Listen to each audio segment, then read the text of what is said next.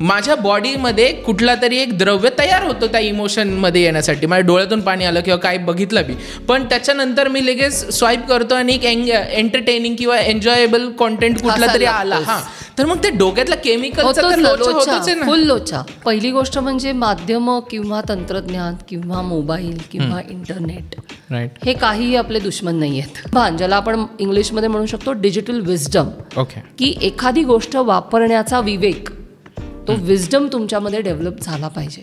जर तो विजडम तुमच्याकडे डेव्हलप झाला, त्याचा विचार तुम्ही करू शकला, ते भान तुम्हाला आलं, तर मग तुम्ही त्याचा योग्य वापर करू शकता. ह्या लाईनवरती आपल्या सगळ्यांनाच काम करण्याची गरज. गॅजेट्स कुठलीही हे देण्याचं वय असतं. बरोबर. आपण बालवाडीत असलेल्या मुलांना गाडी चालवायला देतो का? नाही. एज अप्रोप्रिएटनेस हा जो प्रकार आहे ना, हा आपण विसरत चाललोय. की आपल्या हे लक्षातच येत नाही की प्रत्येक गोष्ट करण्याचं वय असतं. तर त्याच्यामध्ये असं हळूहळू दिसायला लागलंय की मेंदूवरती पण परिणाम होतो, मेंदूच्या विकासावरती परिणाम होतो, कॉग्नेटिव्ह डेव्हलपमेंटवरती परिणाम होतो, भाषा विकासावरती परिणाम होतो. का होतो? कारण तुमचं सराउंडिंगचं भवताल भान ज्याला म्हणतो ना आपण, की सराउंडिंगमध्ये काय चाललंय माझ्या, पालथं पडत नाही तर त्याच्या डोळ्यासमोर मोबाईल असतो. मूल बसत नाही तर त्याच्या समोर मोबाईल ठेवून त्याला भरवलं जातं. तू मला एक गोष्ट सांग, जे मूल वयाच्या 6व्या, 8व्या, 9व्या वर्षापासून मोबाईल बघतं आहे किंवा काही वेळेला त्याच्याही आधी ते गॅजेट त्याच्या भोवती आहे, असं मूल अचानक वयाच्या 12व्या, 13व्या वर्षी जेव्हा ते 9वी, 10वीत जातं, तेव्हा ती 9वी, 10वी आहे म्हणून मोबाईल ठेव, हे शक्य आहे का?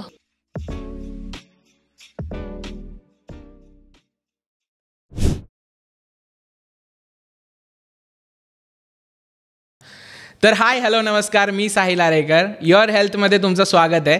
आज एक अशा पद्धतीमध्ये आपण आपल्याच पोटावरती लात मारून घेण्याचा टॉपिक असा निवडलेला आहे, जो की आहे स्क्रीन टाईम, मोबाईल.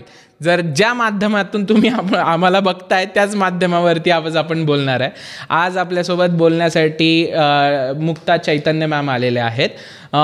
मुक्ता चैतन्य मॅम ह्या एक लेखिका आहेत, जर्नलिस्ट आहेत, पत्रकार आहेत त्या, आणि त्यांचे 1-2 NGOs देखील आहेत, राईट. तर आज त्या आपल्याला screen time, family, relation, emotion, खूप विचित्र आणि खूप चांगल्या गोष्टींवरती आज आपण मॅमसोबत चर्चा केलेली आहे. तर हा पॉडकास्ट तुम्ही एकदम निवांत मागे आरामात चेअरवरती बसून एन्जॉय करा आणि तुम्हाला हा पॉडकास्ट नक्की आवडेल ह्याची आपण आशा करूयात.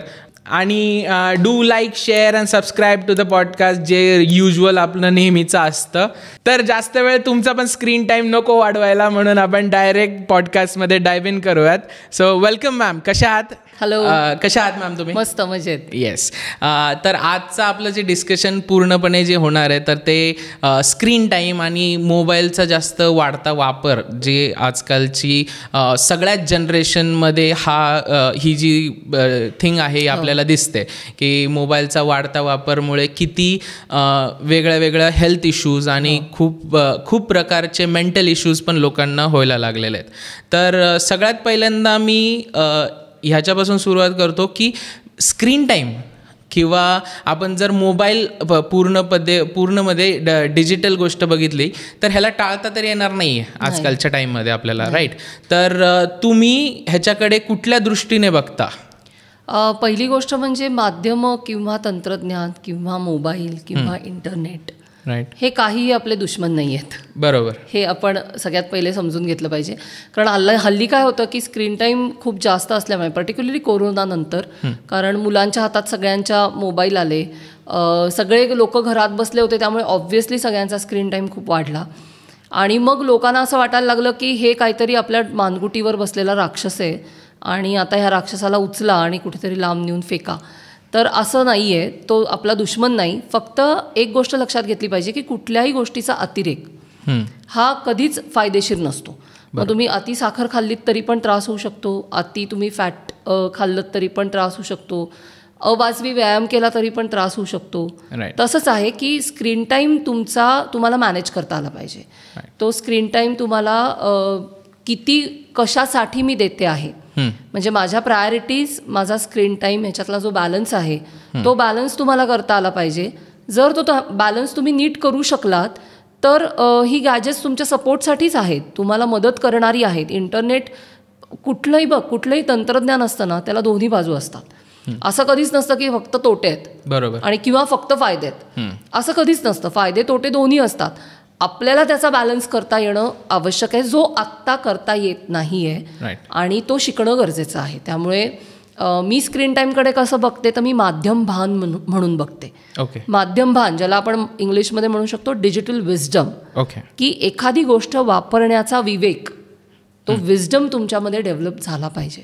जर तो विजडम तुमच्याकडे डेव्हलप झाला, त्याचा विचार तुम्ही करू शकला, ते भान तुम्हाला आलं, तर मग तुम्ही त्याचा योग्य वापर करू शकता. ह्या लाईनवरती आपल्या सगळ्यांनाच काम करण्याची गरज आहे. राईट. आता तुम्ही जसं म्हटलात की डिजिटल विजडम मला पाहिजे माणसाला, तर आत्ताच्या टाईममध्ये जर आपण बघितलं तर एक बेसिक विजडम यायच्या आधीच मुलांना किंवा लोकांपर्यंत डिजिटल गोष्टी ज्या आहेत त्या पोचतात डायरेक्ट. म्हणजे आता जर आपण बघितलं तर आई घरात काम करते आणि मूल ऐकत नाही आहे, आईला त्रास देते म्हणून ती देते तिला की तर तू फोन खेळत बस बाबा. आता तो त्या फोनवरती जरी लहान मुलांच्या काही गोष्टी बघत असला तरी ते स्क्रीनवरती आहे, ते एक प्रकारचं आभासी आहे आणि त्याच्यामध्ये त्या मुलाच्या वाढत्या वयामध्ये, त्याच्या डेव्हलपिंग एजमध्ये ह्या ज्या गोष्टी त्याच्या समोर येत आहेत तर त्या पण हार्मफुल आहेच ना. म्हणजे मेन म्हणजे प्रश्न तोच होता की विजडम, डिजिटल बेसिक विजडम यायच्या आधीच डिजिटल विजडमचं आपण म्हणायला लागलो तर ते एक गोष्ट इथे लक्षात घेऊ की गॅजेट्स कुठलीही हे देण्याचं वय असतं. बरोबर. आपण बालवाडीत असलेल्या मुलांना गाडी चालवायला देतो का? नाही. आपण वयवर्ष 14, 13, 12, 10 असणाऱ्या मुलांची लग्न लावतो का? नाही.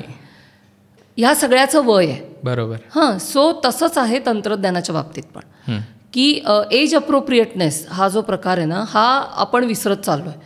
की आपल्या हे लक्षातच येत नाही की प्रत्येक गोष्ट करण्याचं वय असतं. बरोबर. प्रेमात पडण्याचं वय असतं, लग्न करण्याचं वय असतं, नोकरी करण्याचं वय असतं. आपल्याकडे बालमजूर का परवानगी नाही आहे? कारण त्याच्या मागे काहीतरी एक विचार आहे. बरोबर. तीच गोष्ट तंत्रज्ञानाच्या बाबतीत आहे.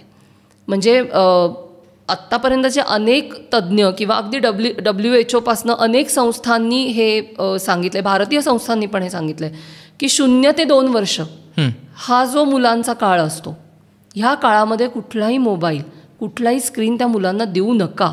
याचं कारण असं आहे की मुलं कुतूहलातून शिकतात. मुलं त्यांच्या आजूबाजूचं जे काही सराउंडिंग आहे, जे काही असेल, वस्तू असतील, माणसं असतील, पदार्थ असतील, ह्या सगळ्यामधनं मुलं शिकत असतात. मग तू कुठलंही मूल पटकन गोष्ट तोंडात टाकतं किंवा मोडून बघतं का? कारण त्याला कुतूहल असतं की हे काय आहे, ह्याची चव कशी आहे, ह्याचं टेक्स्चर कसं आहे. सो मूल जेव्हा जेवतं, मूल जेव्हा वस्तू हाताळतं, तेव्हा ते फक्त जेवत किंवा वस्तू हाताळत नसतं. ते चव शिकत असतं, ते रंग शिकत असतं, ते टेक्स्चर शिकत असतं, ते मोडल्यावर काय होतं, जोडल्यावर काय होतं हे शिकत असतं. धोका कुठे आहे, रिस्क कुठे आहे, ह्या सगळ्या गोष्टी त्याला त्याच्या भवतालातून शिकता येतात.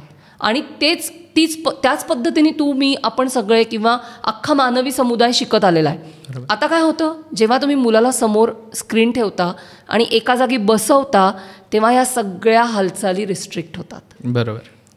मुलं टी व्ही बघत जेवतात किंवा मोबाईल बघत जेवतात, तेव्हा त्यांना हे समजत नाही की आपण काय खातोय.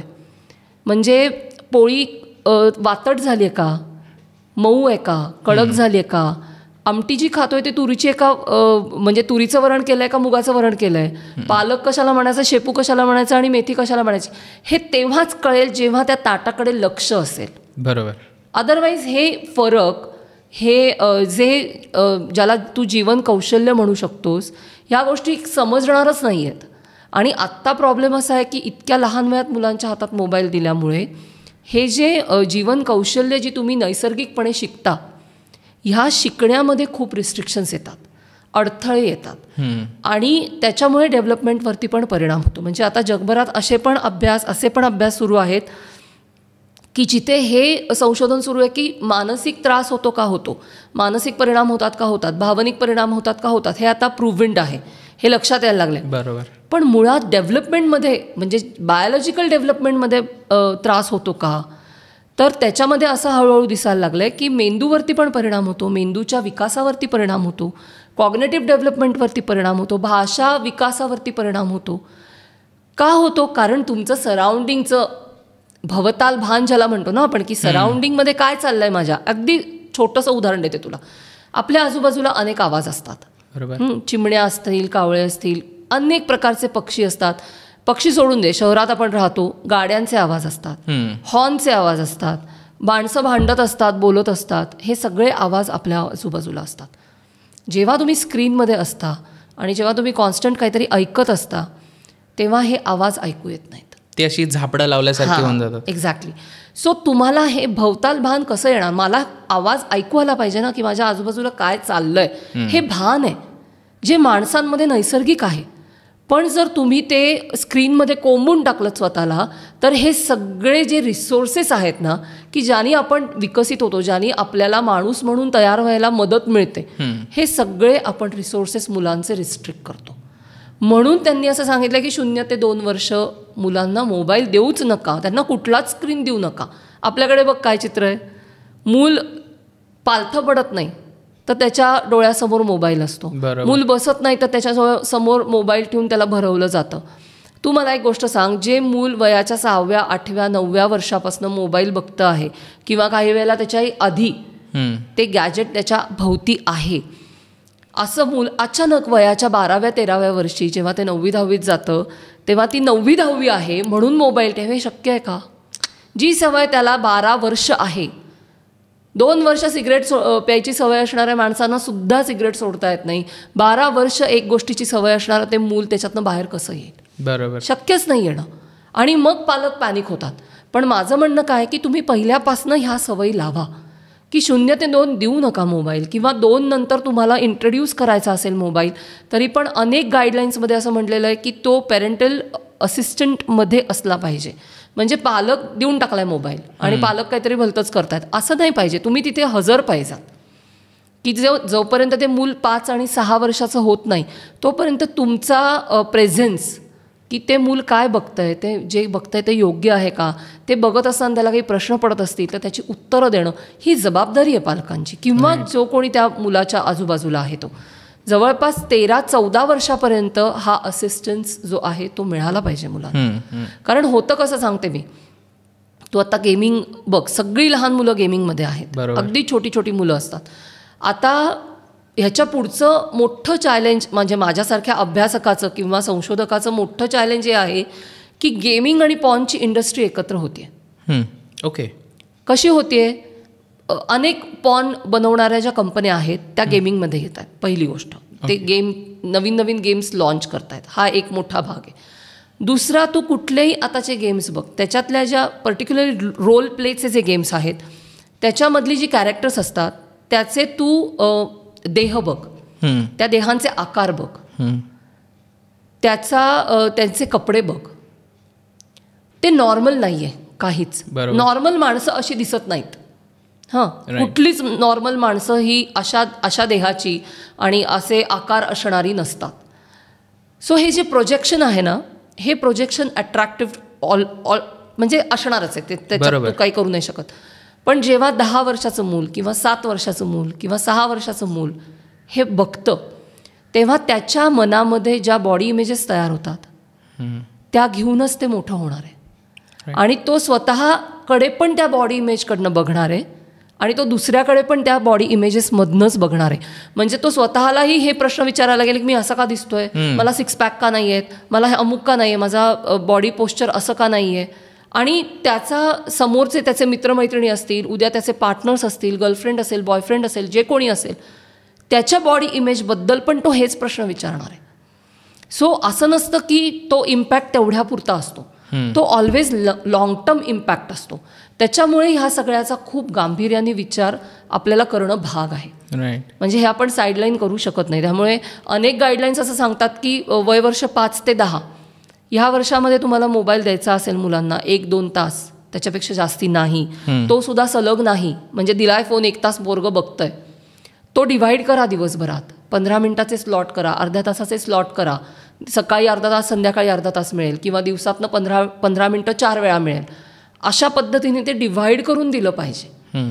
कारण हे बघ, ह्याच्यात अजून एक अडचण असते, म्हणजे हे आपण सगळ्यांनी अनुभवलेलं असेल की तुम्ही सलग जर खूप वेळ बघत असाल ना तर तुमचे डोळे दुखायला लागतात, डोळे थकतात, तुमचं पाठ दुखायला लागते, तुमची मान दुखायला लागते. सतत ऐकत असाल तर तुमच्या कानांना त्रास व्हायला लागतो. सो ब्रेक्स आवश्यकच आहेत, म्हणजे ते मुलांना नाही फक्त, तुला मला सगळ्यांना आवश्यक आहेत. कारण शेवटी शरीर आहे, बरोबर, ते यंत्र आहे, ते यंत्र चालण्यासाठी त्याला काहीतरी तुम्ही पोषण पण देणं गरजेचं आहे, त्याला विश्रांती देणं पण गरजेचं आहे. आपण साधं मशीन सुद्धा खूप वेळ चालवलं की तापलं की बंद करतो, राईट, पण आपण शरीर बंदच करत नाही, आपण त्याला विश्रांती देत नाही, आपण काहीच करत नाही याच्यातलं. सो हे सगळं करणं आणि मुलांच्या बाबतीत तर हे आवर्जून करणं ही प्रायोरिटी असली पाहिजे. आणि त्यामुळे हे गाईडलाईन्स जर सगळ्यांनी समजून घेतली ना तर ती शिस्त आहे, ते वळण आहे. म्हणजे आपण इतर अनेक संस्कारांबद्दल बोलत असतो पण मोबाईलच्या संस्काराबद्दल आपण बोलत नाही. तो संस्कार ह्याच्या पुढच्या काळात जितका पटकन मुलांपर्यंत पोहोचवता येईल तितके अनेक प्रश्न सोपे होणार आहेत. आत्ता तुम्ही जे पॉईंट्स मांडले त्याच्यामध्ये 2-3 खूप मेजर पॉईंट्स आहेत, ठीक आहे. तर त्यामध्ये आत्ता मी तुम्हाला सांगेन की आत्ता जे पॉडकास्ट झालेत आत्ता जेवढे झाले त्यामध्ये एक मेजर पॉईंट हा आमचा नेहमी झाला की मुलांना काही गोष्ट सांगायच्या आधी आईवडिलांचं काउन्सिलिंग करणं गरजेचं आहे. तर त्यानुसार आत्ताच्या तुम्ही जे पॉईंट्स म्हणत होते त्याच्यामध्ये आईवडिलांना हे सांगणं खरंच गरजेचं आहे की तुम्ही मुलांना कशा पद्धतीमध्ये मोबाईल दिले पाहिजे किंवा हे करा. कारण की त्याच्यामधला एक मेजर पॉईंट हा होता की मुलांना तर लहान असतात, त्यांना काहीच कळणार आहे, ते निरागस आहे, त्याच्यासाठी ते आभासी जगच खरं वाटणार आहे पुढे जाऊन. जसं तुम्ही म्हणत होतात की त्याच्यातले कॅरेक्टर्स त्याला खरेच वाटणार आहेत.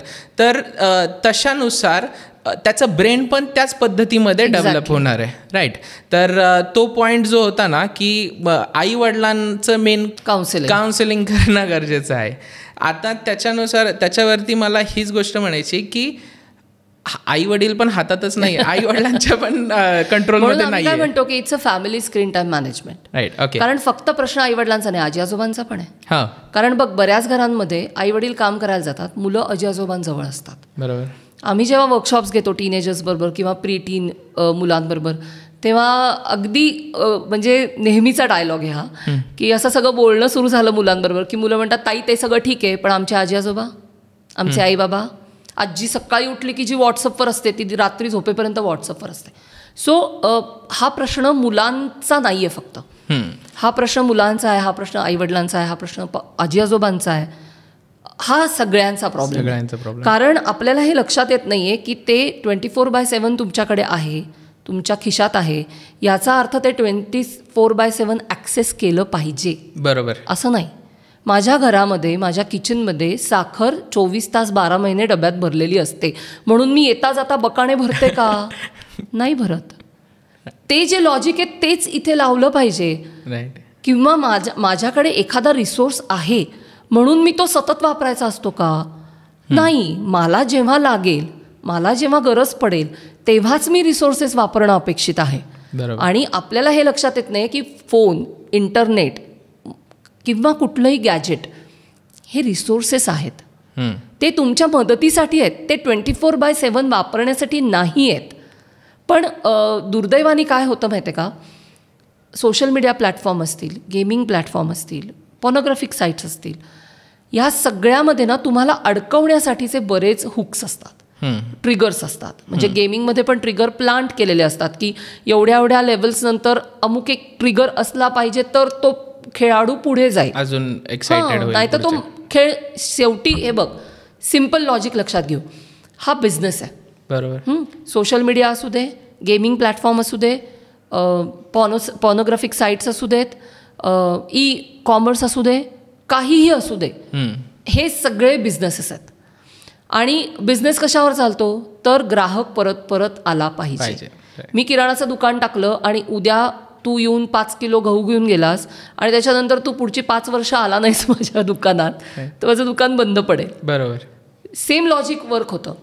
मी पुन्हा पुन्हा ग्राहक म्हणून, म्हणजे युजर म्हणून मी पुन्हा पुन्हा तिथे जाणं हे त्या प्लॅटफॉर्मच्या बिझनेस मॉडेलचा भाग आहे. राईट. आणि आपण त्याच्याकडे अजूनही, कारण ते फुकट आहे ना, त्यामुळे आपल्याला त्याची किंमत त्या अर्थाने मोजावी लागत नाही, पैसे द्यावे लागत नाहीत व्हॉट्सअप वापरायला किंवा फेसबुक वापरायला. त्याच्यामुळे आपण त्याच्याकडे बिझनेस म्हणून अजूनही बघत नाही. जेव्हा आपल्या हे लक्षात येईल की इट्स अ बिझनेस मॉडेल, माझ्या अटेन्शन स्पॅनवरती, माझ्या एंगेजमेंट व्हॅल्यूवरती त्यांचा बिझनेस अवलंबून आहे, तेव्हा मला हे शिकणं गरजेचं आहे की माझा वेळ मी त्यांना द्यायचा आहे का. कारण माझा वेळ ही हा इज इक्वल टू त्यांचा प्रॉफिट आहे. राईट. आणि त्याच्याबद्दल मला काय मिळतं? काहीच नाही. म्हणजे खरं तर हा माझ्यासाठी तोट्याचा व्यवहार आहे की मी माझा वेळ देतेय, माझे इमोशन्स देतेय, माझी एंगेजमेंट व्हॅल्यू देतेय, आणि मला काय मिळतंय? मला काहीच मिळत नाही त्याच्यातनं. समोरचा पैसे कमावतो आणि निघून जातो. सो हे एकदा बिझनेस मॉडेल तुमच्या लक्षात आलं ना की तुम्हाला हे कळतं की माझी एंगेजमेंट मी तिथे किती ठेवायची आहे. आणि मग माझ्या प्रायोरिटीज काय आहेत? माझं ऑफिसचं काम ही माझी प्रायोरिटी असेल तर आत्ता फेसबुकवर जाऊन टाईमपास करणं गरजेचं आहे का? माझा अभ्यास जर ही माझी परीक्षा जर 2 दिवसावर आली आहे तर माझा अभ्यास ही माझी प्रायोरिटी आहे, तर मग गेमिंग करणं आत्ता आवश्यक आहे का? हे जेव्हा कोरिलेशन लोक लावायला सुरुवात करतील ना तेव्हा हे गुंते सुटतील. कारण आत्ता काय होतं आहे की मुलांना पालकांना मुलांची भयंकर काळजी वाटते. आमच्याकडे अगणित पालक येतात की आता काय करू, हा ऐकतच नाही, तो ऐकत. आम्ही पहिला प्रश्न हा विचारतो, तुम्ही किती वेळ वापरता? बरोबर. जेव्हा तुम्ही मुलांना हे सांगता आहात तेव्हा तुमचे बिहेवियरल पॅटर्न्स काय आहेत? कारण मुलं हे बघतात रे. मुलं टिपकागदासारखी असतात. तुम्ही शिवी दिली तेही त्यांना कळतं, तुम्ही चांगलं काही बोललात तर तेही त्यांना कळतं, तुम्ही अतिरेकी स्क्रीन टाईम असेल तुमचा तर तेही त्यांना कळतं. सो तुम्ही मुलांपासून लपवून ठेवू शकत नाही गोष्टी. तुम्हाला जर असं वाटत असेल पालक म्हणून, आजी आजोबा म्हणून, शिक्षक म्हणून की माझ्या मुलांनी किंवा माझ्या आजूबाजूच्या विद्यार्थ्यांनी मोबाईलचा सीमित वापर करावा, योग्य वापर करावा, तर त्यांच्या डोळ्यासमोर हे दिसलं पाहिजे की माझे आईबाबा, माझे आजी आजोबा, माझे शिक्षक ह्या सगळ्याचा सीमित वापर करतात स्वतः. ते जेव्हा त्यांना दिसेल तेव्हा त्यांच्या वर्तणुकीत बदल होतील. बरोबर. जर ते त्यांना दिसलं नाही तर ते म्हणतील तुम्ही वापरता, आम्ही पण. बरं, आत्ताची जनरेशन आहे ना तुझी पण आमच्यासारखं नाही आहे. आमचं कसं होतं की आम्हाला हे माहिती होतं की आईबाबांचं जग वेगळं आहे, आमचं जग वेगळं आहे, आणि आईबाबांना काही प्रश्न विचारायचे नाहीत. हे कोणी आम्हाला सांगितलेलं होतं अशातला भाग नाही, पण तो रिवाज होता तेव्हाचा की आई वडिलांना हे विचारायचं नाही आणि काही प्रश्नांची उत्तरं आई वडील देणार नाहीत. बरोबर. हे गृहीत होतं. आत्ता तसं आहे का? नाही. आत्ता मुलं प्रश्न विचारतात, आई वडील उत्तर देतात. बऱ्याच ठिकाणी असं पण चित्र दिसतं की मुलं सडेतोड प्रश्न विचारतात, म्हणजे फिल्टर्स नाही आहेत. आम्हाला फिल्टर्स होते खूप. प्रश्न विचारला तरी पण तो कसा विचारायचा ह्याचा पण एक फिल्टर होता. हे फिल्टर्स आज नाही आहेत. मुलं बिनधास्त मोकळेपणाने प्रश्न विचारतात, जी चांगली गोष्ट आहे. मग अशा वेळेला आपलं वर्तन कसं आहे हे मुलं बघणार आहेत, त्याच्यावरती प्रश्न विचारणार आहेत, त्याची उत्तर द्यायची तयारी आहे का आपली, आणि जर उत्तर आपल्याला देता येत नसतील तर आपण आपलं वर्तन बदलायला पाहिजे याची आपली तयारी आहे का, ह्या सगळ्याचा विचार हा पालकांनी करणं गरजेचं आहे. म्हणजे आम्ही आमच्या स्क्रीन टाईम मॅनेजमेंटचे जे ट्रेनिंग्स असतात त्याच्यात आम्ही हेच शिकवतो की हे करायचं कसं, कारण it's a very difficult task. तू जेव्हा सोशल मीडियावरती एंगेज व्हायला सुरुवात होते तुझी, तेव्हा तुला पैसे नसतील मिळत, पण तुला इन्स्टंट ग्रॅटिफिकेशन मिळतं, तुला तिथे लोक ओळखायला लागतात, तुझं नाव होतं, तुला इमेज तयार होते, तुला लाईक्स मिळतात, तुला लव्स मिळतात, तुला अजून एन नंबर ऑफ थिंग्स ह्या सगळ्या मिळतात. So emotionally you are satisfied. Right. Emotionally तुला असं वाटतं की हे लय भारी चाललंय, चांगलं. हां. सो तू मग ह्या बाकी गोष्टींचा विचार करत नाहीस. सो ह्याच्यात बॅलन्स कसा साधायचा हाच खरं तर सगळ्यात महत्त्वाचा आणि सगळ्यात किचकट विषय असतो. तो एकदा तुम्हाला जमला की बाकी गोष्टी आपोआप सोप्या होतात. ह्याच्यामध्ये आता जर आपण हेल्थ वाईज बघायला गेलं तर पहिले तर दुष्परिणाम जे आहेत, म्हणजे आता आपण लहान मुलांच्या परिणामांबद्दल म्हटलो की ग्रोथ इयर्समध्ये त्यांना किती त्रास होतो गोष्टींचा किंवा डेव्हलपमेंटसाठीचा. पाणी हवं तुम्हाला? मला पाणी घे. तर मेन गोष्ट काय आहे की जे आपण प्रौढांमध्ये येऊयात की रोज रात्री किंवा ज्यावेळेस आपण झोपायला चाललो आहे आणि आपण म्हणतो की रात्री झोपायच्या थोड्या वेळ आधी आपण स्क्रीनपासून ह्याच्यापासून लांब राहायला पाहिजे. तर मी एक एक्झाम्पल सांगतो त्यामध्ये की झोपायच्या आधी लोक जे मोबाईल वापरतात त्याच्यानी झोप पहिले तर येत नाही, कारण की ते एंगेजिंग असतं, त्याच्यामध्ये झोप येत नाही. शेवटी ब्रेन ते करता करता एवढा थकून जातो की तुम्हाला त्याच्यानंतर फोन ठेवल्यानंतर किंवा फोन चालू असतानाच तुम्हाला जे झोप येते, तुम्ही म्हणता ती झोप आहे, बट टू बी फ्रँक की ती बॉडी पूर्ण शटडाऊन झालेली असते त्यावेळेस. राईट, तुम्हाला त्यावरती बोलायचं? अगदी, म्हणजे मला तुला सांगते ना की अशा केसेस माहिती आहेत की असा मोबाईल बघत असतात, झोपलेला आहे आडवे असा, आणि तो ठपकन तोंडावर पडतो. राईट. हे का होतं? कारण युअर बॉडी डिनाय, तुमचं शरीर थकतं. मी मगाशी म्हटलं तसं की हे यंत्र आहे. आपला मोबाईल सुद्धा आपण रिचार्ज करतो. राईट. एकदा चार्ज केलेला मोबाईल 50 दिवस वापरता येतो का? नाही वापरता येत. तो रोज किंवा ॲटलिस्ट अल्टरनेट डे तुम्हाला चार्ज करावा लागतो. राईट. त्याच्यातला डेटा संपतो, त्याच्यातली स्पेस संपते. आपण हे सगळं मोबाईलच्या बाबतीत करतो की नाही? मग हे शरीर आहे आपलं, ते यंत्र आहे. त्याला विश्रांती लागते, त्याला रिचार्ज व्हावं लागतं, त्याला आतल्या आत अनेक गोष्टीचं रिपेअरिंग असतं. बरोबर. जे तर त्यांनी नाही केलं तर त्याचे दुष्परिणाम तुम्हाला भोगायला लागणार आहेत. म्हणजे you be ready for that death. Right. तुम्हाला जर रात्री अचरटासारखा मोबाईल बघायचा असेल तर त्याचे दुष्परिणाम सहन करायची तयारी ठेवा. राईट. मला ना नेहमी सिम्पल गोष्ट वाटते की जी प्रत्येकाने जगण्यामध्ये लक्षात घेतली पाहिजे. चॉईस आणि कॉन्सिक्वन्स, तुमचा निर्णय आणि त्याचा परिणाम, हे कोरिलेशन प्रत्येकाने समजून घेतलं पाहिजे. मी जर हा निर्णय घेणार असेल की मला रात्री उशिरापर्यंत रोज बिंज वॉचिंग करायचं आहे, तर त्याचा दुष्परिणाम तुमच्या शरीरावर, मनावर, सगळ्यावर होणार आहे. Be ready for that. Right. जर तुम्हाला ते नको असेल तर रिस्ट्रिक्ट करा.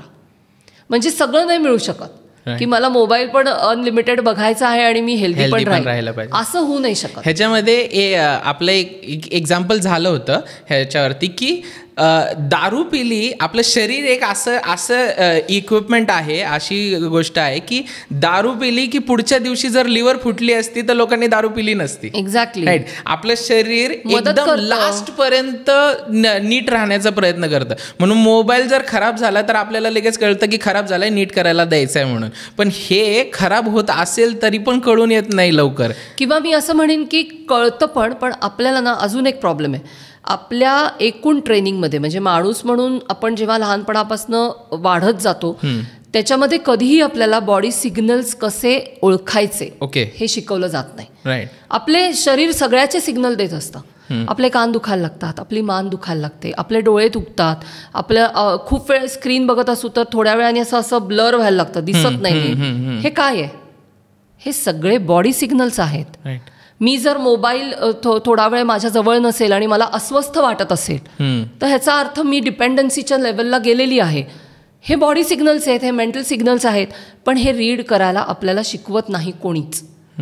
आपल्या शरीराचे सिग्नल्स जर आपल्याला वाचता आले, जसं आपल्याला भूक लागलेली कळते ना, का 1:30 वाजला म्हणून आपण जेवतो नाही, म्हणजे 1:30 वाजला म्हणून जेवणारी पण लोक आहेत, पण नॉर्मली आपल्याला भूक लागलेली कळते, आपल्याला तहान लागलेली कळते. तसे बाकी पण बॉडी सिग्नल्स असतात. हे सिग्नल थोडेसे समजून जर घेतले ना की माझं शरीर माझ्याशी काय बोलतंय, ते काय सांगू बघतंय, ते थकलंय का, ते फ्रेश आहे का, त्याला आत्ता झोप हवी आहे का. आपल्याला बसल्या बसल्या पेंगायला का होतं? कारण त्या शरीराला झोप हवी असते, ते थकलेलं असतं. सो हे जर आपण समजून घेतलं ना तर त्या शरीराला विश्रांती मिळेल, त्या शरीराला ब्रेक मिळेल. आत्ता म्हणजे मी मगाशी जसं म्हणलं की माणसांचे वेगवेगळे जे तंत्रज्ञानाशी निगडीत प्रश्न तयार झालेत, त्याच्यात एक खूप मोठा प्रश्न आहे की ज्याच्यामध्ये जगभर लोक अक्षरशः काम पण करतात, म्हणजे संशोधन पण करतात आणि काळजीत पण पडलेत. ते म्हणजे माणसं झोपत नाही आहेत. ओके, झोपतच नाही, माणसं झोपत नाही आहेत. म्हणजे जी शांत व्यवस्थित 7-8 तास झोप माणसांना मिळायला पाहिजे की ज्याच्यामध्ये तुमची बॉडी रिचार्ज होते, रिपेअर होते. तुमचं आपण झोपलो तरी मेंदूचं काम चालू असतं. सो तुमच्या मसल्सना रिलॅक्सेशन मिळतं. तुमचं जे दिवसभर आपण जे वेगवेगळ्या ॲक्टिव्हिटीज करून थकतो ते पूर्ण तुमची बॉडी रिलॅक्स होण्यासाठी जो कालावधी देणं गरजेचं आहे, हे आत्ता घडत नाही आहे. म्हणजे ॲव्हरेज झोप पण माणसांची खूप झपाट्याने कमी होते. जी 7-8 तास असायला पाहिजे ते तास पण झपाट्याने ग्लोबली कमी होत आहेत. आणि तुला माहिती असेल कदाचित की नेटफ्लिक्सचे जे CEO आहेत त्यांनी असं जाहीरपणे सांगितलं होतं की आमची स्पर्धा ही हॉटस्टार किंवा दुसऱ्या कुठल्याही OTT प्लॅटफॉर्मची नाही, आमची स्पर्धा माणसांच्या झोपेशी आहे. बरोबर. माणसं जितकी कमी झोपतील तितका आमचा प्रॉफिट वाढणार आहे. सो आपण काय जगामध्ये आहोत याचं भान लक्षात घेणं गरजेचं आहे. तिथे अमेझिंग कंटेंट आहे, पण पुन्हा तेच येतं ना की हॉटेलमध्ये सुद्धा 50 सुंदर पदार्थ मिळतात म्हणून एका दिवशी मी 50 पदार्थ खाते का? नाही खात. राईट. मी चूज करते ना, मी चॉईस करते की मला आज भेळ खायची आहे, मला आज पावभाजी खायची आहे, मला आज नॉनव्हेज खायचं आहे, मी चॉईस करते. मग हा डे टू डे लाईफमध्ये जो आपण चॉईसेस करतो तसे चॉईसेस आपल्याला इंटरनेट हातावत आल्यानंतर का करता येत नाहीत? राईट. करता यायला पाहिजेत. की आत्ता मी जाणं गरजेचं आहे का? आत्ता मी फेसबुक वापरायला पाहिजे का यूट्यूब वापरायला पाहिजे? आत्ता मी गेमिंग करायला पाहिजे का सर्च करायला पाहिजे? हे चॉईसेस आहेत. माझी आत्ताची गरज काय आहे त्यानुसार मला ते चॉईसेस करता आले पाहिजेत. माझ्या हातात 50 प्रकारची ॲप्स आहेत म्हणजे मी ह्या ॲपवरनं त्या ॲपवरती असं हॉपिंग करण्याची गरज नाही आहे. बरोबर. कारण त्यांनी अटेन्शन स्पॅन कमी होतो. म्हणजे मुलांमध्ये जो आत्ता प्रॉब्लेम आहे अटेन्शन डेफिसिटचा, की ते काहीच कॉन्सन्ट्रेट करू शकत नाहीत. फक्त मुलांमध्ये नाही तर मोठ्यांमध्ये पण आहे की कुठली गोष्ट सलग काही मिनिटं करणं हे चॅलेंजिंग वाटावं का आपल्याला? बरोबर. आपण 2-2, 3-3 तास अभ्यास करणारी, पुस्तकं वाचणारी जमात आहोत, जिथे आपल्याला 2 मिनिटं सुद्धा एखादी गोष्ट करायची म्हणली तर पेशन्स राहत नाहीये. ह्याचा अर्थ कुठेतरी काहीतरी चुकतंय. आपण काहीतरी अशा गोष्टी करतो आहोत की ज्या आपल्या सिस्टीमसाठी बनलेल्या नाहीत. माणूस म्हणून जे आपल्याला तयार केलेलं आहे यंत्र, त्या सिस्टीममध्ये न बसणाऱ्या आपण गोष्टी करतोय म्हणून आपल्याला हे सगळं होत आहे.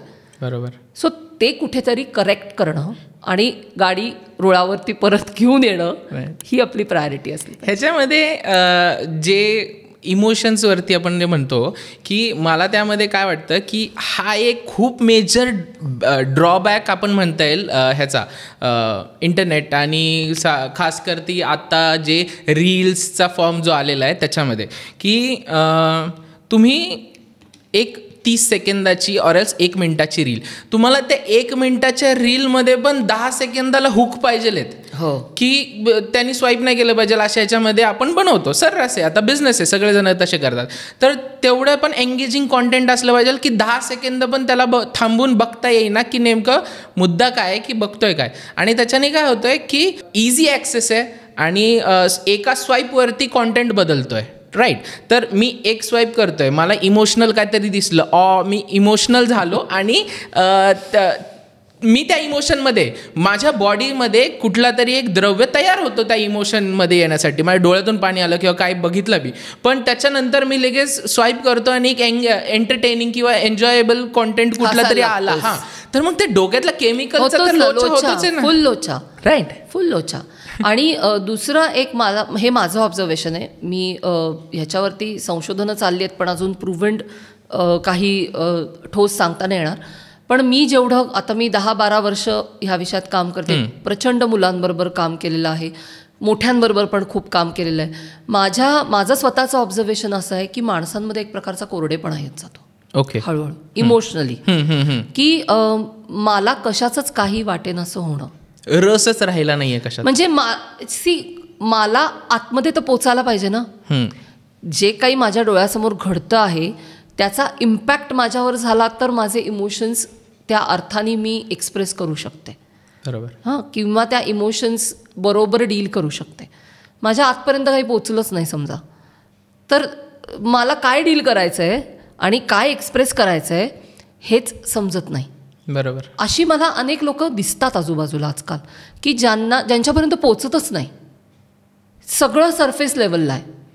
म्हणजे आता तू कुठेही बघ ना की लोक मदत करण्याच्या आधी व्हिडिओ काढतात.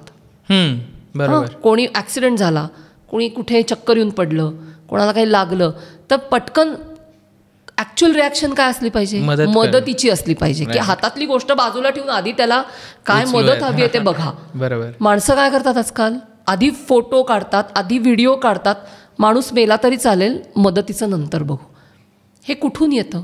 राईट. हे ह्या सगळ्याचा कलेक्टिव्ह इफेक्ट आहे. निगरगट्ट होत चालले की नाही, निगरगट्ट पण नाही म्हणणार मी, इनडिफरंट, कोरडं. की त्याच्या आयुष्यात काय झालं मला काही फरक नाही पडत. मला एक चांगला क्लिप मिळाली ना, मग ती क्लिप मी अपलोड करते, मग त्याच्यावरती 50 म्हणजे मला हे जे काही CCTV किंवा अशा प्रकारचे जे व्हिडिओज रील्समध्ये सतत फिरत असतात की कोणीतरी कोणाचा तरी व्हिडिओ काढतो आणि तो टाकतो, तर मला नेहमी असं वाटतं की तो अब्यूज जो चाललेला असतो तो थांबवण्यासाठी आपण काय करतो. 50 माणसं उभी आहेत तिथे, 50 माणसं एकदम गेली तर नाही का मदत मिळू शकत? बरोबर, मिळू शकते.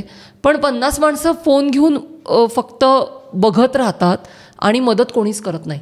हे जे आहे ना, हे हा तंत्रज्ञानाचा एक मोठा दुष्परिणाम आहे. कारण विवेक नाही, कारण आपण माध्यम शिक्षित नाही. सगळं शेवटी माध्यम शिक्षणाशी येऊन थांबतं. तुम्ही जर माध्यम शिक्षित नसाल तर तुम्हाला ह्या गोष्टी सॉर्ट आऊट करता येत नाहीत. आपल्याबरोबर काय होतं आहे हे समजत नाही, आपल्याबरोबर काय होऊ शकतं हे समजत नाही. आपण आत्ता बोलतो आहोत 4G 5G, AI येऊन उभं आहे. म्हणजे ते येणार नाहीये, ते आलंय, ते आपल्या बरोबर शेजारी येऊन बसलेलं आहे. येस. चीननी सुपरफास्ट इंटरनेट काढलेलं आहे, ज्याच्यामध्ये एका सेकंदात तू HD क्वालिटीचे 150 सिनेमे डाउनलोड आणि ट्रान्सफर करू शकतोस. मॅसिव्ह स्पीड आहे हा. हे सगळं म्हणजे हे सगळं कधीतरी सायफाय सिनेमामध्ये 50 वगैरे 3000 साली घडणार नाहीये, हे पुढच्या 1-2 वर्षात घडणार आहे. राईट. वेअरेबल गॅजेट्स आहेत, मोबाईल वापरू का आपण ह्याच्या पुढच्या काळात, ह्याच्याबद्दल पण मला स्वतःला शंका आहेत. 5 वर्षांनी कदाचित तू आणि मी मोबाईल पण नाही वापरणार. आपण काहीतरी एक्झॅक्टली टॅटू असेल, एक ब्लूटूथ घातला, विषय संपला. किंवा काहीतरी चिप इम्प्लांट केली, विषय संपला. कारण ही टेक्नॉलॉजी डेव्हलप करतात लोक, त्याच्यावरचे प्रयोग सक्सेसफुल होत आहेत. त्यामुळे हे इतकं झपाट्याने बदलणार आहे आणि ह्या बदलासाठी आपण तयार आहोत का?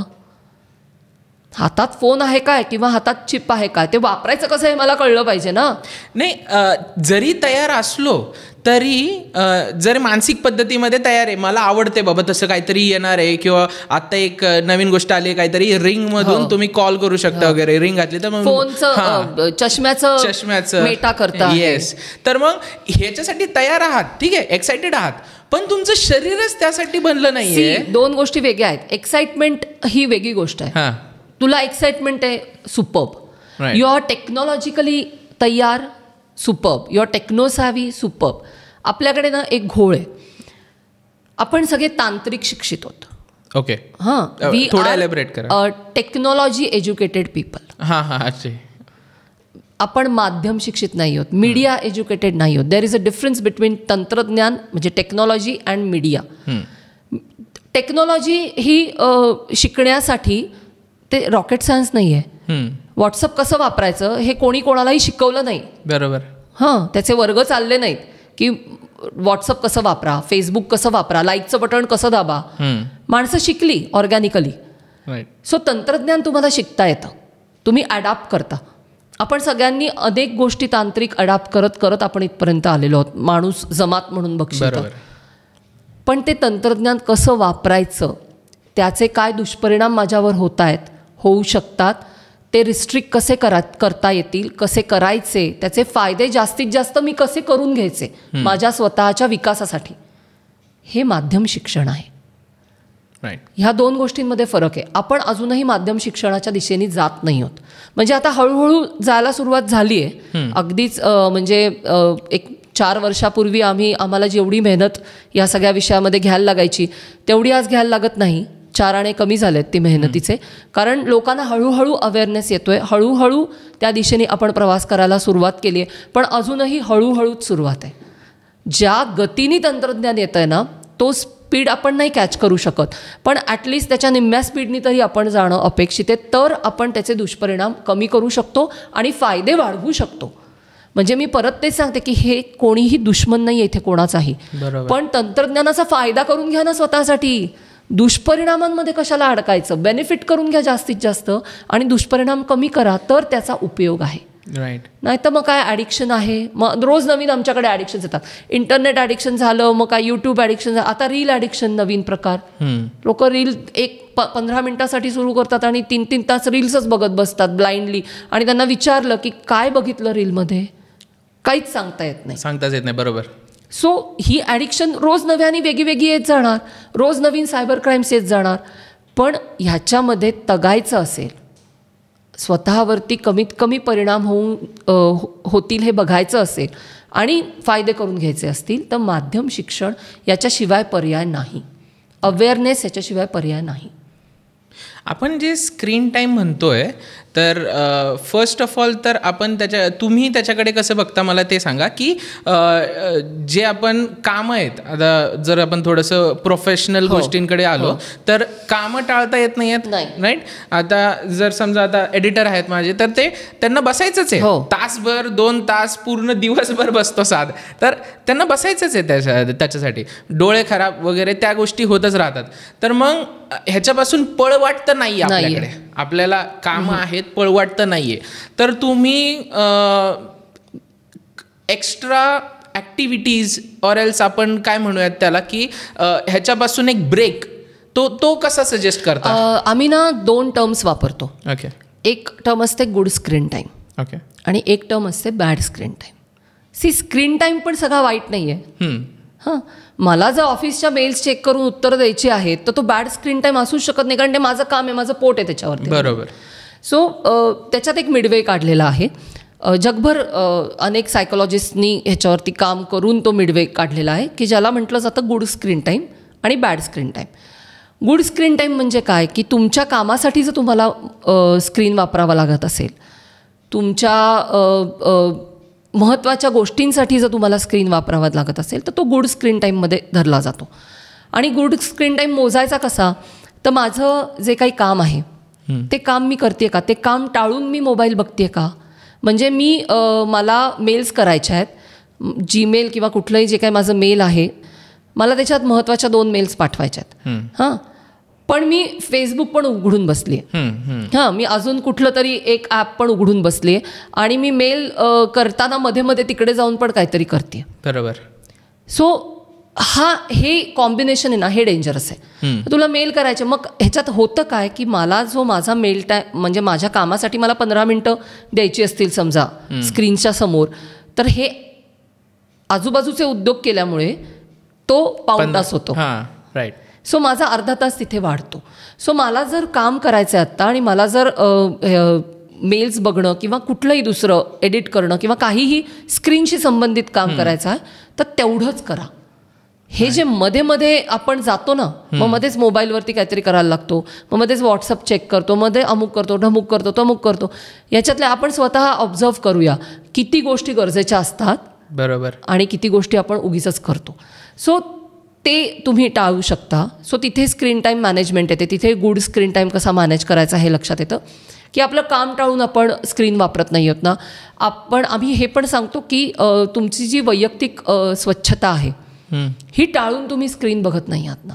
कारण आम्हाला अनेकदा असं लक्षात आलेलं आहे की लोक काहीतरी बिंज वॉच करत असतात किंवा गेम खेळत असतात आणि तो मध्ये सोडायचा नसतो म्हणून आंघोळ न करणं, दिवस आंघोळच करत नाहीत किंवा जेवतच नाहीत किंवा जेवले तरी असं पटापटा काहीतरी बकाणे खाल्ल्यासारखं किंवा उभ्या उभ्या एखादं सँडविच की जे तुमच्या शरीरासाठी ॲब्सोल्युटली पोषक नाही आहे असं करतात.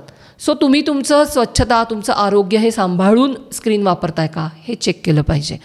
दुसरी गोष्ट आम्ही नेहमी सांगतो ती म्हणजे पर्सनल कम्युनिकेशन, की माझे मित्र ऑनलाईन आहेत, ठीक आहे, माझे रोज सगळ्यांना भेटू शकत नाहीत, हे पण वाजवी आहे आजच्या काळामध्ये, पण आठवड्यातनं एकदा, 15 दिवसातनं एकदा तरी 2-3 तासासाठी तुम्ही प्रत्यक्ष भेटताय का?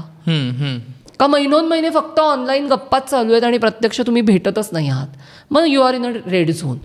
कारण आपण माणसं आहोत, आपण व्हर्च्युअली कम्युनिकेशन करण्यासाठी आपलं जे सिस्टीम आहे ती बनलेली नाही. त्यामुळे आपण जरी हायब्रिडमध्ये आत्ता असलो तरी हे जाणीवपूर्वक करायला पाहिजे की माझे आईवडील असतील, नातेवाईक असतील, मित्रमैत्रिणी असतील, कलिग्ज असतील, मी फेस टू फेस, पण ॲक्च्युअल फेस टू फेस म्हणजे व्हर्च्युअली फेस टू फेस नाही, राईट, बरोबर, ॲक्च्युअली समोरासमोर फिजिकली इंटरॅक्शन केलं गेलं पाहिजे. जर ते माझं होत नसेल आणि माझं सगळं इंटरॅक्शन फक्त ऑनलाईन असेल, then you are in a red zone. दुसरं एक पुढचा मुद्दा असतो तो म्हणजे आपल्या हॉबीजचा. आत्ताच्या घडीला अजून एक, जसा झोप हा एक मोठा प्रॉब्लेम आहे तसा अजून एक प्रॉब्लेम आहे म्हणजे मला माहितीच नाही की मला काय आवडतं. राईट. तू विचार रँडम कोणालाही जाऊन, तुला काय आवडतं रे? लोकांच्या चेहऱ्यावरती ना प्रश्नचिन्ह असतं. कारण आपण हा विचारच करत नाही मला काय आवडतं. माझ्या गॅजेटमध्ये मला जे काही दाखवलं जातं, जे काही असतं ते मी आवडून घेतो आणि हळूहळू मला असं वाटायला लागतं की ती माझी आवड आहे. मी हे स्वतःला किती वेळा विचारते की मला काय आवडतं. कोणाला झोपायला आवडत असेल, कोणाला लोळायला आवडत असेल, कोणाला काही नाही नुसतं बसून काहीतरी पुस्तक वाचायला आवडत असेल किंवा कोणाशी तरी गप्पा मारायला आवडत असेल, फिरायला आवडत असेल, जे काही तुम्हाला आवडतं. म्हणजे मी माझ्या वर्कशॉप्समध्ये हे असं स्पष्टपणे सांगते की लोळायला आवडत असेल ना तर लोळा, पण फोन घेऊन लोळू नका. तो फोन ठेवू नका जवळ. लोळायचं ना, छताकडे बघत झोपायचं ना, छताकडे बघत बसा, काही प्रॉब्लेम नाही. पण 15 मिनिटं फक्त छताकडे बघत बसा. ते मध्ये स्क्रीन नको परत. सो तुमचा छंद काय आहे, तुमची हॉबी काय, तुम्हाला काय आवडतं हे आपल्याला समजलं पाहिजे आणि ते जोपासता आलं पाहिजे. त्याच्यासाठी दिवसातला 15 मिनिटाचा वेळ का होईना पण तो काढता आला पाहिजे की ती माझी गोष्ट मला आवडणारी, ती गोष्ट म्हणजे मी आहे. हे जेव्हा तुमच्या लक्षात येतं तेव्हा ती गोष्ट करण्यासाठी निदान 10 ते 15 मिनिटं काढा. मग तो व्यायाम असेल, वाचन असेल, बागकाम असेल, कुकिंग असेल, घरकाम असेल, स्वच्छता असेल, काहीही असेल. पण ह्यानी काय होतं सांगते मी, ह्यानी ना सतत स्क्रीन मी बघितला पाहिजे हे जे कंपल्शन आहे ना, हे कंपल्शन हळूहळू कमी होतं. कारण मला इतर गोष्टी ज्या माझ्या आवडीच्या आहेत त्या करण्यासाठी फुरसत मिळते आणि खरा आनंद मिळतो. म्हणजे गेमिंग मध्ये असणाऱ्या लोकांशी जेव्हा आम्ही बोलतो तेव्हा बहुतेक गेमिंग करणारी किंवा जी खूप जास्त गेमिंगमध्ये आहेत ती म्हणतात रिलॅक्स वाटतं, टेन्शन जातं. पण तू बारकाईने जर बघितलंस तर गेमिंगमधून कधीही टेन्शन जाऊ शकत नाही. कारण तिथे चॅलेंज आहे. राईट. जिथे चॅलेंज आहे, टास्क आहे, चॅलेंज आहे, तुला सतत काहीतरी पूर्ण करायचं आहे, तुला सतत नेक्स्ट लेवलला जायचं आहे, अशा कंडिशन्समध्ये तू रिलॅक्स असूच शकत नाहीस. म्हणजे तुला रिलॅक्सेशन जे वाटतं ते आभासी रिलॅक्सेशन आहे. पण तेच जर तू 15 मिनटं तुझ्या आवडीची गोष्ट केलीस तर तुला खरं समाधान, खरा आनंद, खरं रिलॅक्सेशन जे आहे ते मिळू शकतं. त्यामुळे ह्या काही गोष्टी जर तुम्ही सांभाळल्यात ना की तुमचं रुटीन डिस्टर्ब होऊ द्यायचं नाही, तुमचं वैयक्तिक स्वच्छता असेल. आम्ही अनेक टीनेजर्सच्या बाबतीत हा प्रॉब्लेम बघतो की खोल्या म्हणजे अक्षरशः कबाडखाना असतो झालेला. कारण ते फोनमध्ये इतके एंगेज्ड असतात की बाकी काहीही करण्याचा कंटाळा यायला लागतो थोड्या वेळाने. मग कपडे तसेच पडलेत, पुस्तकं तशीच पडलेत, खाल्लेल्या पदार्थाच्या प्लेट्स उचललेल्या नसतात, तसंच सगळं पडलेलं असतं. सो हे आवरणं ही तुमची प्रायोरिटी असली पाहिजे. तुमची वैयक्तिक स्वच्छता ही तुमची प्रायोरिटी असली पाहिजे. रिअल कम्युनिकेशन ही तुमची प्रायोरिटी असली पाहिजे आणि तुमच्या हॉबीज ही तुमची प्रायोरिटी असली पाहिजे. ह्या 5 गोष्टी सांभाळून उरलेल्या वेळात जर तुम्ही स्क्रीनमध्ये कामं करत असाल किंवा तुम्ही काही नाही, मला सिनेमा बघायचा आहे, एखादी सिरियल बघायची आहे म्हणून मी ती बघते, मला एखादा गेम खेळायचा आहे म्हणून मी तो खेळतोय, तर त्याच्यात काहीही प्रॉब्लेम नाही आहे. कारण तुमच्या जगण्यासाठी आवश्यक असणाऱ्या सगळ्या गोष्टी तुम्ही केलेल्या आहेत. राईट. आणि मग तुम्ही हे करता आहात.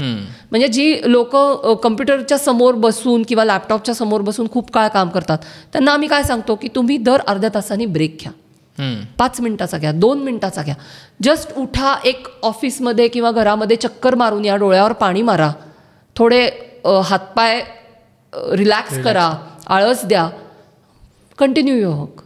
तेवढं जरी तुम्ही केलं ना तरी तुमची बॉडी रिलॅक्स होते. तुमचे डोळे थंड पाण्याने जरा हपके मारले की त्यांना बरं वाटतं. शेवटी आपल्या शरीराचे भाग आहेत राव, आपले दोस्त आहेत, त्यांना इतका अन्याय का त्यांच्यावरती करायचा हे मला कधीच कळत नाही. अर्ध्या तासाने 5 मिनिटासाठीचा ब्रेक आपण सहज घेऊ शकतो. हे ब्रेक घ्या. किंवा तुम्ही जर एखाद दिवशी सलग 6-7 तास काम करणार असाल तर ते 6-7 तास झाल्यानंतर लगेच कुठल्या तरी OTT प्लॅटफॉर्मवरती जाऊन पुढे 3 तास एखादा सिनेमा आणि सिरियल बघणं हे टाळू शकतो आपण. मध्ये दुसरं काहीतरी करा. म्हणजे मी असंही म्हणत नाही की तुम्ही बघू नका, पण मध्ये मग तुम्ही अर्धा तास एखादं पुस्तक वाचा किंवा कुठेतरी फिरून या, जॉगिंगला जाऊन या, व्यायाम करा, काही की ज्याच्यात स्क्रीन इन्व्हॉल्व्ह नाही आहे अशी कुठलीही ॲक्टिव्हिटी एक अर्धा तास करा. मग तुम्हाला जर सिरियल बघायचे तर तुम्ही सिरियल बघा. ब्रेक्स घेणं, जेव्हा तुम्हाला सलग खूप वेळ स्क्रीनच्या समोर बसून काम करायचं आहे तेव्हा ब्रेक्स घेणं ह्याच्यासारखी सोपी गोष्ट नाही. आणि त्याची तुम्हाला मदत पण होते, तुमचं शरीर पण थकत नाही, तुमचा स्क्रीन टाईम पण तुम्ही मॅनेज करू शकता आणि तुम्हाला खऱ्या जगण्याचा जो आनंद आहे ना, रोजच्या छोट्या छोट्या गोष्टींमध्ये असतो. आनंद शोधायला फार लांब जावं लागत नाही. एक तुम्हाला आवडीची कॉफीची स्मेल सुद्धा तुम्हाला आनंद देऊन जातो. सो हे छोटे छोटे आनंद घ्यायला तुमचं अटेन्शन तर पाहिजे ना तिथे. तिकडनं सुंदर कॉफीचा वास येतोय, पण माझं मोबाईलमध्ये जर डोकं अडकलं असेल तर मला वासच नाही येणार त्याचा. राईट. कसा आनंद घेशील तू? सांबारचा मस्त वास येतोय पण कळलंच नाही मेंदूला सांबारचा वास आहे, तर आनंद गेला वाऱ्यावर. बरोबर. सो हे छोटे छोटे गोष्टी आहेत. ह्या जर तुम्ही करू शकलात तर तुम्ही मग तुम्ही किती स्क्रीनवरच्या समोर बसलेला आहात ह्याला त्याला तसा अर्थ उरत नाही. ह्याच्यामध्ये आत्ता जसं तुम्ही म्हटलात ना की छोट्या छोट्या गोष्टींचा आनंद, राईट. तर मला काय वाटतं की आपण आहे ना सेन्सेस आपले कमी झालेले आहेत. आणि आता जसं आपण लहानपणापासून लहान मुलाचं म्हणतो की लहान मूल वाढताना आपल्याला एक छान पॉडकास्ट झाला होता आत्ता, पंकज त्रिपाठी जे आहेत त्यांचा झाला होता राजशमानीच्या ह्याच्यावरती. तर त्याच्यामध्ये ते खूप छान म्हटलेले की त्यांनी बायफर्गेशन केलं होतं शहरी वातावरणामध्ये लहानाचा मोठा झालेला मुलगा आणि गावाच्या खेड्यामध्ये लहानाचा मोठा झालेला मुलगा. तो मुलगा पक्ष्यांचे आवाज ऐकून उठलेला आहे आणि त्याला मातीचा तो वास माहिती आहे, ठीक आहे. आणि त्यानंतर आता हा मुलगा जो गाड्यांचा हॉर्न आणि फरशी वगैरे काय जे असतील जे ह्याच्यानी त्याचे सेन्सेस डेव्हलप होतात, ठीक आहे. प्रत्येकजण आपापल्या सेन्सेसमध्ये आपल्या आपल्या वातावरणामध्ये डेव्हलप झाला, वेगळ्या वेगळ्या पद्धतीच्या सेन्सेसमध्ये डेव्हलप झाला. पण स्क्रीन ही जी आहे ही डायरेक्ट त्या सेन्सेसपासूनच वेगळं करून टाकते. म्हणजे तुम्हाला त्याच्याकडे पूर्णपणे दुर्लक्ष. आणि त्याच्यानंतर मग लहान मुलांमध्ये जर फक्त नाही म्हटलं तर मोठ्यांमध्ये पण तसंच लांब झालेले आहेत त्यांच्या सेन्सेसपासून. मगाशी जो तुम्ही उदाहरण दिलं की निगरगट्टपणा ऑर एल्स कोरडेपणा जो आपल्याला मध्ये आलेला आहे. आणि आत्ता तुम्ही सांगितलं त्याच्यामध्ये अजून एक पॉईंट जो माझ्या डोक्यामध्ये आला की म्हणजे एक आठवलं मला ते एक्सपिरियन्स की सुट्टीचा दिवस असेल समजा. आता मी माझं एक्झाम्पल देतो. आई वडील घरात असताना त्या दिवशी एक गोष्ट झाली की खूप वेळ वडील फोन बघतात, माझे वडील फोन खूप वेळ बघतात. तर मग मी त्यांच्याकडचा तो फोन घेतला की तुम्ही फोन नका बघू. तर 2 मिनटं बसले आणि नंतर हॉलमध्ये जाऊन टी व्ही ऑन केला. तर काही ना काहीतरी स्क्रीन पाहिजे, राईट. तर म्हणजे त्याचं एवढं ॲडिक्शन झालं आहे आपलं की जसं आपण स्क्रीन टाईमबद्दल म्हणत होतो तसं स्क्रीन ॲडिक्शन पण ही खूप विचित्र गोष्ट आहे जी लोकांना आपल्याला त्याच्यापासून हे करता येत नाही आहे.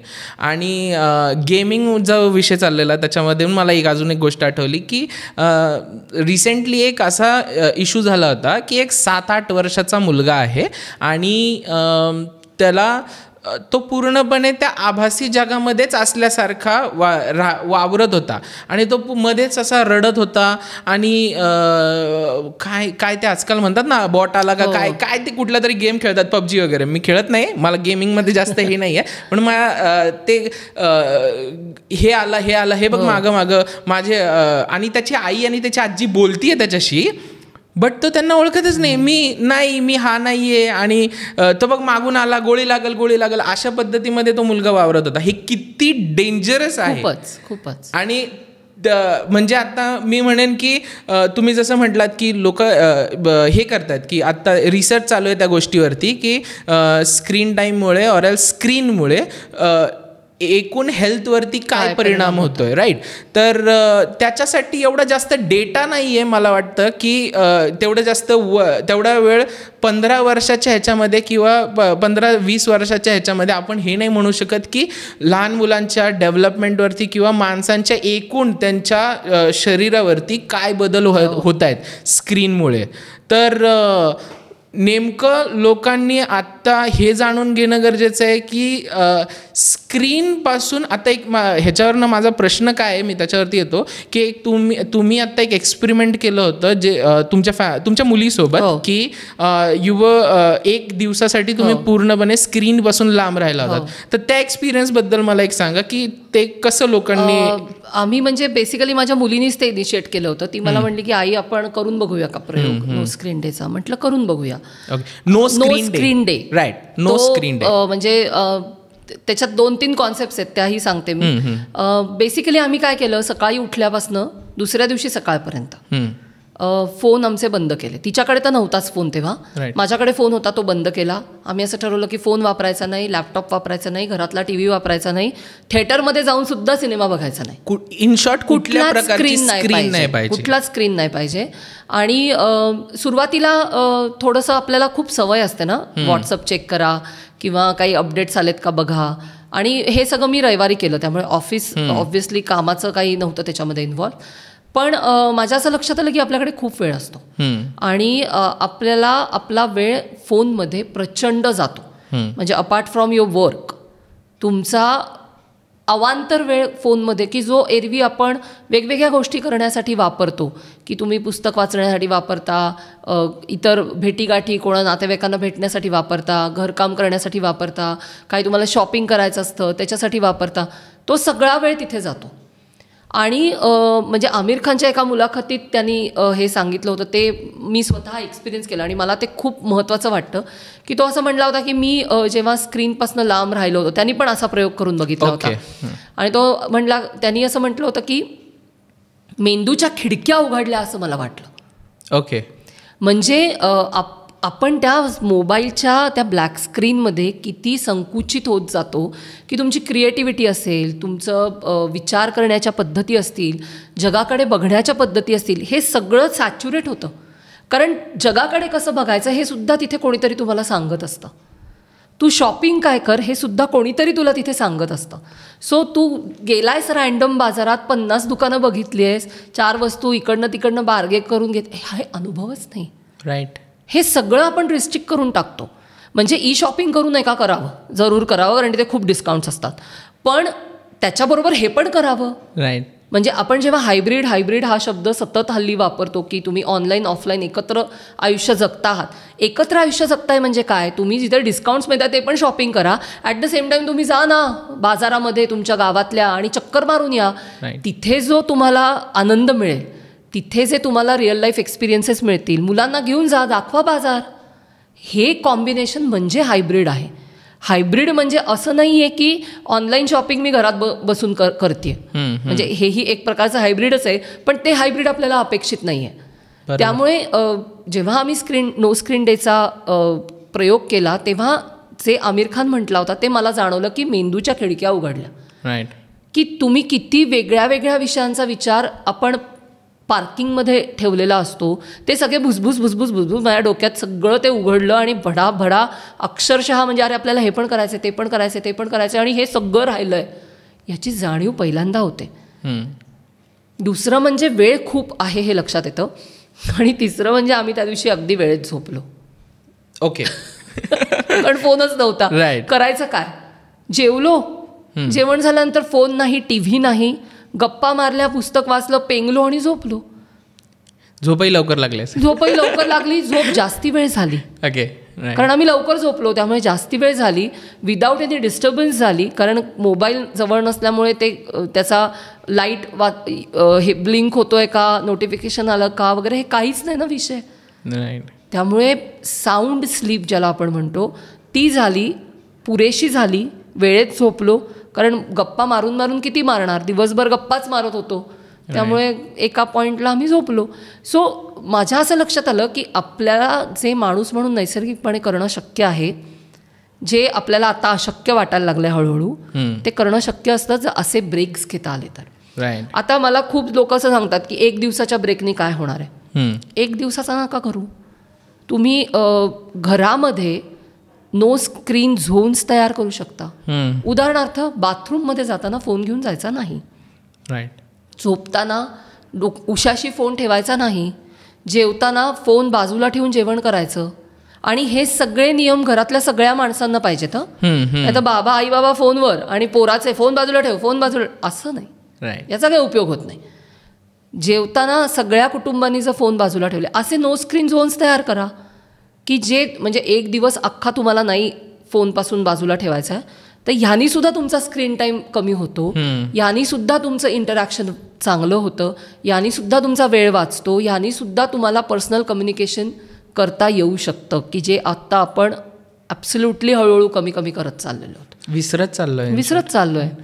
म्हणजे असं एकत्र बसले ना लोक की तू पण बघितलं असशील हॉटेलमध्ये बघ किंवा कुठल्याही गॅदरिंग्सना बघ, 2 मिनटं बोलतात आणि मग लगेच फोनमध्ये सुरू होतात. राईट, विषयच नाही बोलायला की काय बोलू हे एक्झॅक्टली काय बोलू कळत नाही. तू मला सांग, 2 मित्र भेटल्यानंतर त्यांना जर काय बोलू हे कळत नसेल तर ह्याच्या इतकं दुर्दैवी जगात काहीही असू शकत नाही. नवरा बायकोनं एकमेकांशी काय बोलायचं हे कळत नसेल तर मग तुम्ही डिवोर्स घ्या. Right, there is no point ना की त्या रिलेशनशिपला की तुला कळतच नाही की तुझ्या पार्टनरशी तुला काय बोलायचं आहे.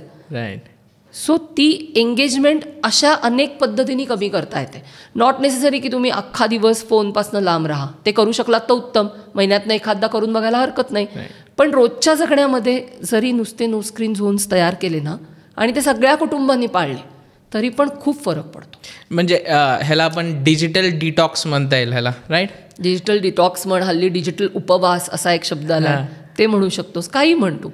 राईट, कुठेतरी ब्रेक, शेवटी ब्रेक घ्या, थोडासा ब्रेक घ्या. राईट, थोडी स्वतःला वेगळं काहीतरी करण्याची उसंत द्या. नाहीतर तो म्हणजे एक प्रकारे ते तुम्हाला कन्झ्युम करून टाकतं आणि तुमच्या लक्षात पण येत नाही की तुम्ही कन्झ्युम झालेला आहात. राईट. हे नो स्क्रीन झोन जो आहे तो खूप चांगला आणि हे तुम्ही ऑफिसमध्ये पण करू शकता. आम्ही काही कॉर्पोरेट्समध्ये हे प्रयोग केले होते की जिथे तुम्ही जेवता म्हणजे तुमची लॉबी जी काय असेल किंवा पॅन्ट्री असेल, कॅन्टीन असेल, तिथे फोन नाही वापरायचे. किंवा तुम्ही तुमचे काही एरियाज असे आयडेंटिफाय करू शकता की जिथे तुम्ही फोन घेऊन नाही जायचं. किंवा एका ऑफिसने तर असं केलं होतं की एक कॉर्नर केला होता नो स्क्रीन झोन म्हणून, आणि लोक जाऊन मग तिथे बुक्स होते, तिथे काहीतरी बोर्ड गेम्स ठेवलेले होते. कंटाळा आला ना फोन बघण्यापेक्षा तिथे जा, पुस्तक वाचा, बोर्ड गेम खेळा, काहीतरी टाइमपास करा. सो असे प्रयोग करता येऊ शकतात आणि ते वर्केबल असतात.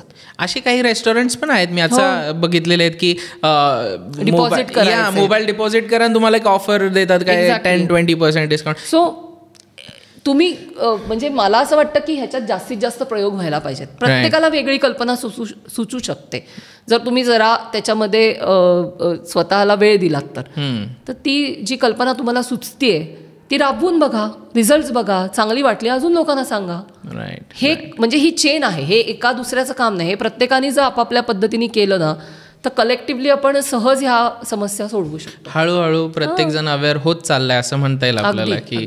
पण ह्याच्यामध्ये अजूनही खूप मोठा पट्टा, खूप अजून काम आहे, खूप लंबी रेस आहे आपली. Right right right. मला काय म्हणायचं होतं की आता ह्या स्टेजमध्ये आपण जे स्क्रीन टाईम, सोशल मीडिया हा जो म्हणतोय आपण, ठीक आहे, तर हे जे टॉपिक्स आहेत हे खूप वास्ट टॉपिक्स आहेत. राईट. आणि ह्याच्यावरती प्रॉपर 2-3 तासाचे सेशन्स देखील होऊ शकतात, असे मोठे आहेत. आणि माझ्या दृष्टीने की ह्याच्यावरती एका प्रकारचे वर्कशॉप्स झाले पाहिजे.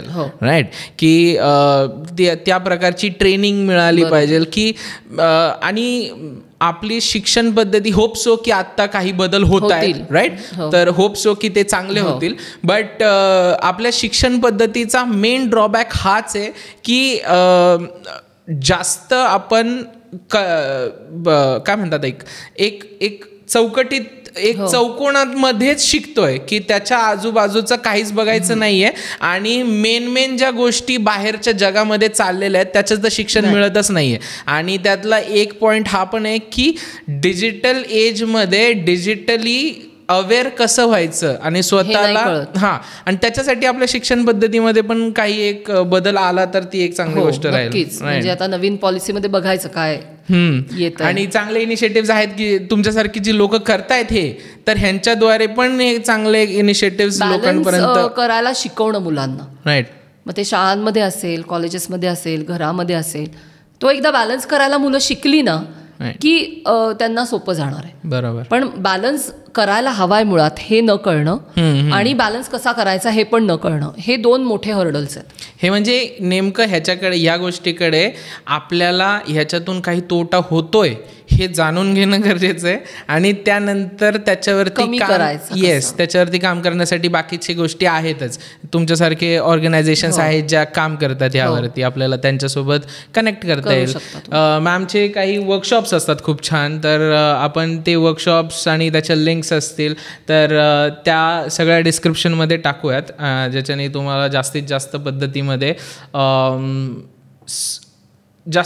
पद्धतीमध्ये आजकाल चालणाऱ्या डिजिटल ह्याच्यामध्ये मॅमच्या ज्या इनिशिएटिव्ज आहेत त्याच्यासोबत जास्तीत जास्त चांगल्या पद्धतीमध्ये पोचता येईल. आणि तुम्हाला मेन गोष्ट मला हे सांगायची आहे की जे टॉपिक्स आहेत आज फक्त जे आपण म्हणतो आत्ता स्क्रीन टाईम, तर हा नसून तर जे तुमचे बाकीचे जे टॉपिक्स आहेत ज्याच्यावरती आपण पुढे जे बोलणार आहोत, तर मॅमसोबत आपण अजून 3-4 सेशन्स जे करणार आहे त्यातले मी एक ओव्हरव्ह्यू देतो की पॉर्न ही जी गोष्ट आहे ज्याच्यावरती तुम्ही बोललात, तर पॉर्न एक गोष्ट झाली, पॉर्नोग्राफी, आणि त्यानंतर एक गेमिंग जी गोष्ट झाली. तर ह्याच्यावरती पर्टिक्युलर आपण एक पॉडकास्ट करूयात ज्याच्यावरती की आपल्याला लहान मुलांचं मेंदूवरती खरा होणारा परिणाम आणि त्यांचं इमोशनल डिसबॅलन्स जे होतं, तर त्याच्याने फ्युचरमध्ये किती मेजर गोष्टींना आमंत्रण देतात मुलं नकळत. तर त्यावरती आपण नक्कीच तो एक पॉडकास्ट नक्की करू. अँड आजचा पॉडकास्ट तुम्हाला कसा वाटला आपल्याला कमेंट्समध्ये नक्की कळवा. अँड लाईक, शेअर, सबस्क्राईब नक्की करा. मॅमचा एक त्यांचा चॅनल आहे. आय लेट मॅम से की तुम्ही तुमच्या चॅनलबद्दल इंट्रोडक्शन. माझा चॅनल आहे स्क्रीन टाईम विथ मुक्ता, आणि तो मराठीतला पहिला सायबर पॉडकास्ट आहे. यूट्यूबवर आहे, तुम्ही बघू शकता. तिथे वेगवेगळ्या विषयांवरचे सायबरशी रिलेटेड व्हिडिओज आहेत. म्हणजे अगदी फ्रॉड्स कसे होतात इथपासून अनेक गोष्टी आहेत, म्हणजे सायबर क्राईम्समधल्या. सो तुम्हाला काही प्रश्न, शंका असतील तर तुम्ही म्हणजे रेफरन्स म्हणून तो पॉडकास्ट जरूर बघू शकता. एक मला काय सांगता येईल की आजकाल आहे ना एंटरटेनमेंट जी झालेली आहे, एंटरटेनमेंट इंडस्ट्री एवढी मोठी आहे की इन्फॉर्मेटिव्ह कॉन्टेंट पण एंटरटेनिंग वेमध्ये देण्याची गरज झालेली आहे लोकांची. आणि त्यामध्ये बेसिक म्हणजे मी म्हणेन की आम्ही तरी थोडे स्ट्रगल करतोय आत्ता की नेमकं आपलं इन्फोटेनमेंट जी एक सेक्टर आहे त्याच्यामध्ये चांगल्या पद्धतीमध्ये आपण इन्फॉर्मेशन लोकांपर्यंत कशा पद्धतीमध्ये पोहोचू शकतो. तर यासाठीच आपला हा जो इनिशिएटिव्ह आहे तो सुरू केलेला आहे. आपले 3 मोठे सिरीजेस आहेत. युअर हेल्थमध्ये आत्ता जसं आपण बोलतोय, तर हेल्थवरती जो सिरीज आहे त्या आत्ता आपण युअर हेल्थमध्ये बोलतोय. आपला एक मनी सेक्टरमध्ये पण एक सिरीज आहे, मनी मॅटर्स नावाने. तर त्यामध्ये आपण पैशावरती आणि रोजच्या फायनान्सवरती आपण बोलतो. आणि बिझनेस रोड मॅप ही आमची एक नवीन सिरीज सुरू होती आहे. तर बिझनेस रोड मॅपमध्ये बिझनेस शून्यापासून तर मोठ्या कंपनीज 1000 करोड्सपर्यंत कशा पोचल्या ह्याच्याबद्दल ती सिरीज आहे, ज्यामध्ये मोठे व्यक्तिपार मोठे एस्टॅब्लिश्ड कंपनीज आहेत, बजाज असतील सो कॉल्ड, ते आपल्या पुण्यामध्ये आहेत. असे हे व्यक्ती पुण्यामध्ये आहेत आणि पुण्यापासून सेम एन्व्हायरमेंटमधूनच त्यांनी एवढ्या मोठ्या बिझनेसेस निर्माण केलेले आहेत. तर